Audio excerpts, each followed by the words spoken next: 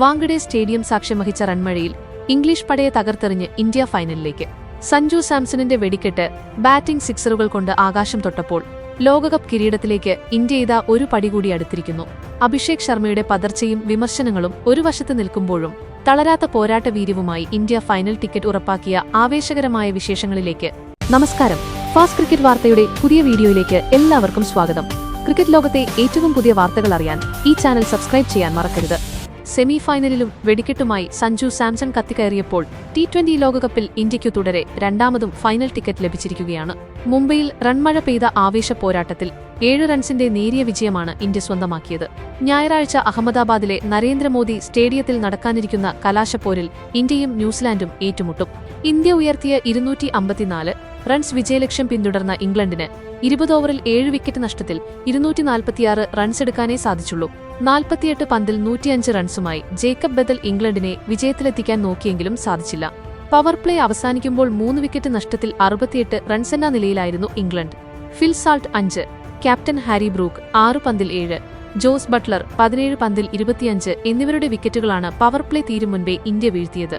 Score 13 നിൽക്കെ രണ്ടാം ഓവറിലെ ആദ്യ പന്തിൽ ഫിൽ സാൾട്ടിനെ ഹാർദിക് പാണ്ഡ്യ ബോൾഡാക്കി. ഹാരി ബ്രൂക്ക് ജസ്പ്രീത് ബുംറയുടെ പന്തിൽ ബൗണ്ടറിക്ക് ശ്രമിച്ചപ്പോൾ തകർപ്പനൊരു ക്യാച്ചിലൂടെ അക്ഷർ പട്ടേൽ പുറത്താക്കി. പിന്നാലെ വരുൺ ചക്രവർത്തി എറിഞ്ഞ 6ാം ഓവറിലെ 3 പന്തുകൾ തുടർച്ചയായി ജേക്കബ് ബദൽ സിക്സർ പറത്തി. തൊട്ടുപിന്നാലെ സ്ട്രൈക്ക് മാറിയെത്തിയ ജോസ് ബട്ട്ലറെ ബോൾഡാക്കിയാണ് വരുൺ ചക്രവർത്തി ഇംഗ്ലണ്ടിന് മറുപടി നൽകിയത്. പവർ പ്ലേയിൽ 68 റൺസടിച്ച ഇംഗ്ലണ്ട് 8.1 ഓവറിൽ 100 പിന്നിട്ടു.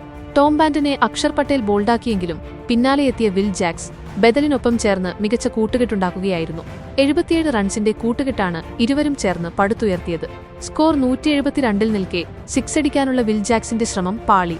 ബൗണ്ടറി ലൈനിൽ വെച്ച് പന്ത് പിടിച്ചെടുത്ത അക്ഷർ പട്ടേൽ ബൗണ്ടറിക്കപ്പുറത്തേക്ക് വീഴും മുൻപ് പന്ത് ശിവം ദുബൈക്ക് ഇട്ടുകൊടുത്തതോടെ ഇംഗ്ലണ്ടിന് 5ാം വിക്കറ്റും നഷ്ടം. അതേസമയം ജസ്പ്രീത് ബുംറ എറിഞ്ഞ 18ാം ഓവറാണ് കളിയിൽ നിർണായകമായത്. ആ ഓവറിൽ ഇംഗ്ലണ്ടിന് 6 റൺസെടുക്കാൻ മാത്രമാണ് സാധിച്ചത്.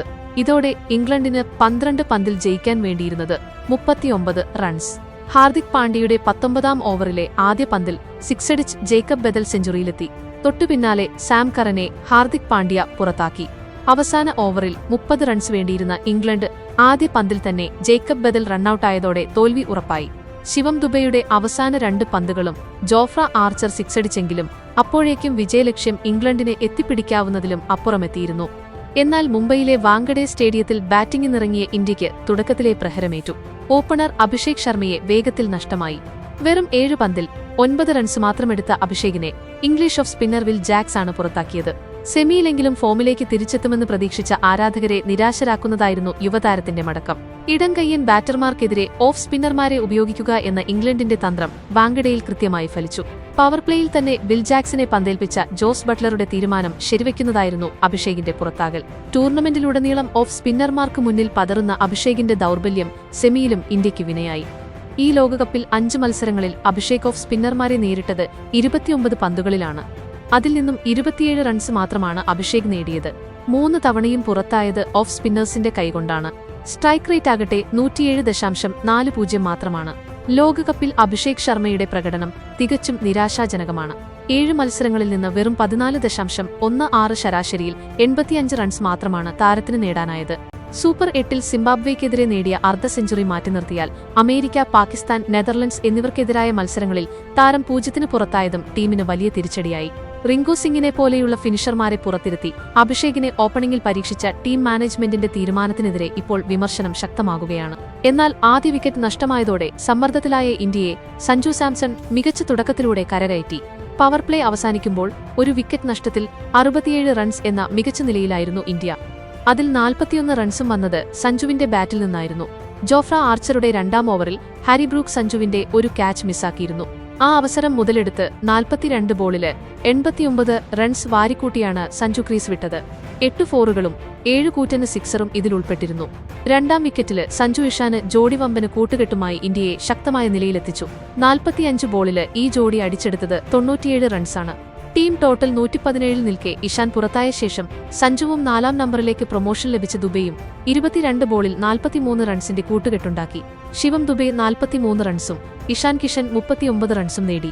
ഹാർദിക് പാണ്ഡ്യ 12 ബോളിൽ 27 റൺസും തിലക് വർമ്മ 7 ബോളിൽ 21 റൺസ് നേടി മികച്ച ഫിനിഷിംഗ് നൽകി. ഗ്രൂപ്പ് ഘട്ടത്തിൽ ചാമ്പ്യന്മാരായാണ് ഇന്ത്യ തുടങ്ങിയത്. പാകിസ്ഥാൻ ഉൾപ്പെട്ട ഗ്രൂപ്പ് എയിലെ 4 മത്സരങ്ങളിലും ജയിക്കാൻ ടീമിന് സാധിച്ചു. സൂപ്പർ 8-ലെ സൗത്ത് ആഫ്രിക്കയോടുള്ള പരാജയത്തിൽ നിന്നും പാഠം ഉൾക്കൊണ്ട് ശക്തമായി തിരിച്ചുവന്ന ഇന്ത്യ സിംബാബ്വേയെയും വെസ്റ്റ് ഇൻഡീസിനെയും തകർത്താണ് സെമിയിലേക്ക് യോഗ്യത നേടിയത്. അതേസമയം ന്യൂസിലാൻഡ്, പാകിസ്ഥാൻ, ശ്രീലങ്ക എന്നിവരെയെല്ലാം തകർത്ത് സെമിയിലേക്ക് കുതിച്ച ഇംഗ്ലണ്ടിന് ഇന്ത്യയ്ക്ക് മുന്നിൽ ഇന്ന് കീഴടങ്ങേണ്ടി വന്നു. ഇനി ലോകം കാത്തിരിക്കുന്നത് ഞായറാഴ്ചത്തെ മഹാപോരാട്ടത്തിനായാണ്. സഞ്ജു സാംസണിന്റെ ഈ തകർപ്പൻ ഫോമിനെക്കുറിച്ചും ഫൈനലിൽ ന്യൂസിലാൻഡിനെതിരെ ഇന്ത്യ ഇറക്കേണ്ട തന്ത്രങ്ങളെക്കുറിച്ചും നിങ്ങൾക്കുള്ള അഭിപ്രായങ്ങൾ താഴെ കമന്റ് ബോക്സിൽ രേഖപ്പെടുത്താൻ മറക്കരുത്. ഈ വീഡിയോ നിങ്ങൾക്കിഷ്ടമായെങ്കിൽ ലൈക്ക് ചെയ്യുക, നിങ്ങളുടെ കൂട്ടുകാരിലേക്ക് ഷെയർ ചെയ്യുക.